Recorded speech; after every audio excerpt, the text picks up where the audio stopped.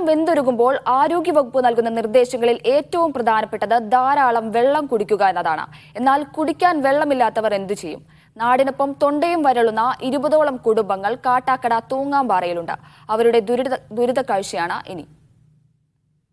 Kattakada water authority ഓഫീസിൽ കുടിവെള്ളത്തിന് വേണ്ടി സമരം ചെയ്യുകയാണ് 20ഓളം കുടുംബങ്ങൾ. കഴിഞ്ഞ 1.5 മാസമായി കുടിവെള്ളം കിട്ടാക്കനിയാണ് തൂങ്ങാംപാറയിലെ കുടുംബങ്ങൾക്ക്. ചൂടിന്റെ കാഠിന്യം കൂടിയതോടെ നാട്ടിലെങ്ങും വെള്ളമില്ലാത്ത അവസ്ഥയാണ്.